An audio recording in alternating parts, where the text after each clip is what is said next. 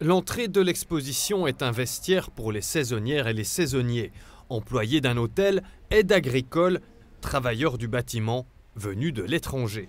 Ils et elles sont venus travailler en Suisse à partir de la deuxième moitié du siècle passé. C'était quelques mois de travail dans des conditions parfois très difficiles.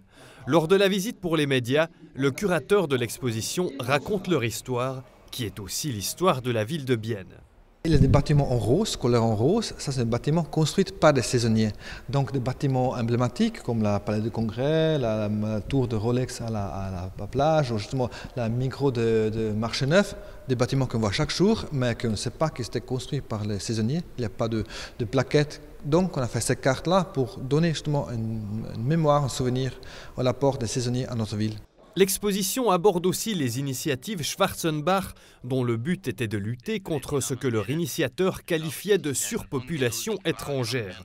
Dans les années 70, un débat en présence de James Schwarzenbach a lieu au Palais des Congrès. Warum kümmern sich die Herren so ganz ausschließlich den Ausländerbestand? Warum kümmern sie sich nicht mit der gleichen Intensität den schweizerischen Arbeitnehmer? L'initiative Schwarzenbach était vivement débattée et évidemment c'est une initiative qui voulait baisser la population étrangère à 10%. À Bienne, ça aurait dû dire 6 000 gens qui auraient dû partir.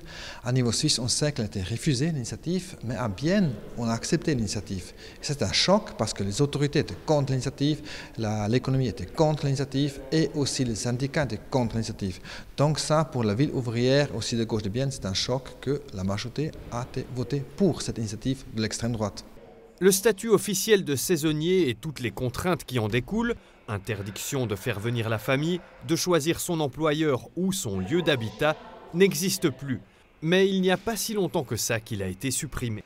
L'époque des saisonniers n'est pas si loin qu'on peut s'imaginer. 2002, les Biennois, elles se souviennent très bien, c'est l'année de l'Expo 02.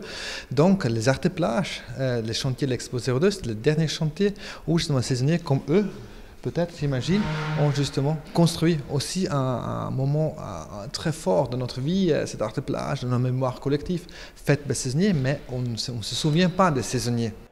L'exposition présente aussi la situation des travailleuses et travailleurs étrangers d'aujourd'hui.